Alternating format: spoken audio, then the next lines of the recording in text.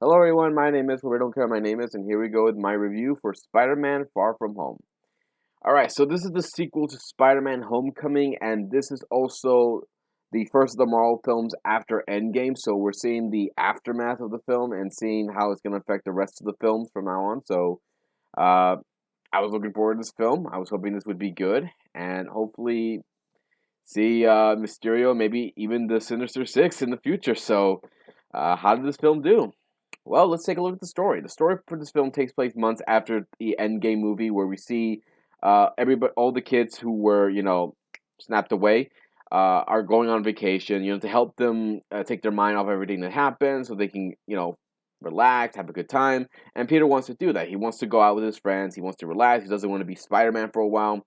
All the while, he's dealing with the death of Tony Stark, which really affected him a lot because he really grew close to Tony. He looked up to him, was like a father to him. So seeing him die in front of him was a lot for him. So he's off on vacation trying to hang out with his friends. But unfortunately for him, Nick Fury comes around and needs his help, and he teams up with Mysterio and they have to work together to stop these elementals who are causing trouble. And Peter is, dealing with wanting to hang out, be with his friends, all while also trying to, save the day and everything. So, that's pretty much the story of this film without going into more spoilers. There are more I could go into detail about this, but it would ruin the film for you guys, and I don't want to do that. So, how is the story? How is it? Is it paced very well? Does it keep you interested in what's going on and everything?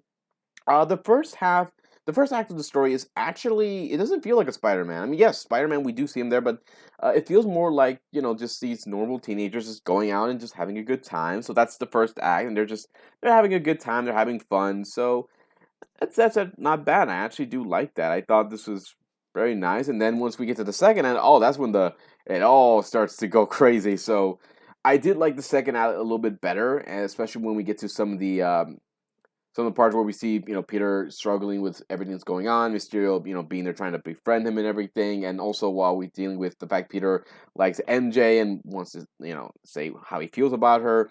And then when we get to the final act, that's where we get to the big epic final fights, and they're done very well. And I like the way the story keeps you hooked from the very beginning to the middle to the end, especially to the very end when you figure out everything that's going on.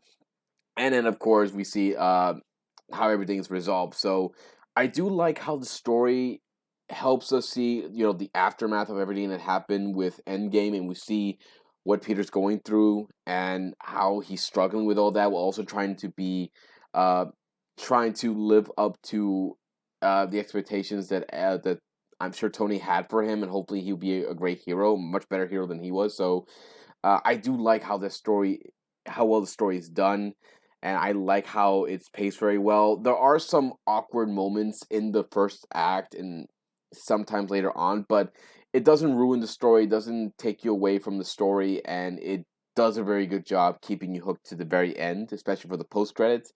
Um, the characters, I love them all. I love Tom Holland. I love him as Peter Parker. I love. Hopefully, I say her name right. Zendaya. I love her as MJ.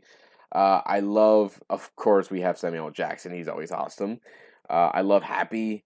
I love Ned. I love all these characters, but the one I liked more is Jake Gyllenhaal as Quentin Beck, aka Mysterio. I like him. I thought he's a very likable character. I like him, and uh, I like his little backstory as well. And I like how his powers, how awesome he looks, and everything.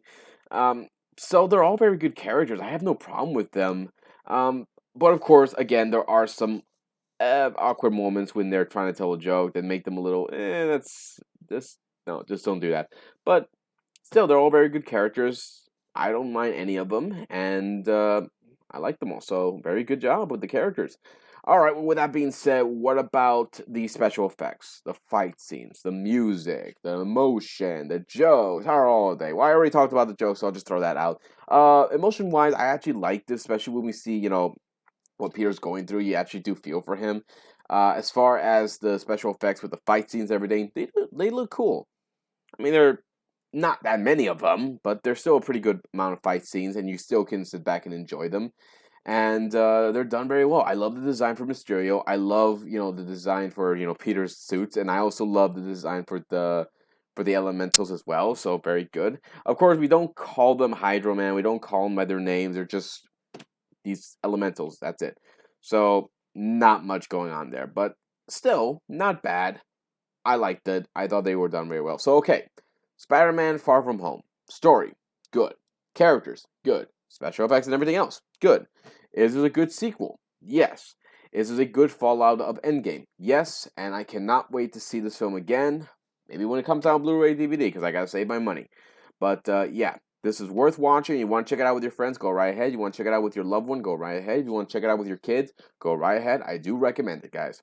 So that's it. If you have a different opinion about this Spider-Man movie or any of the other Spider-Man films, leave some comments below and let me know what you think. Hit the subscribe button, check out my favorite page, check out my Twitter page, and I'll see you next time to give you more love and more entertainment. So until then, take care, and I'll see you next time, guys. Bye.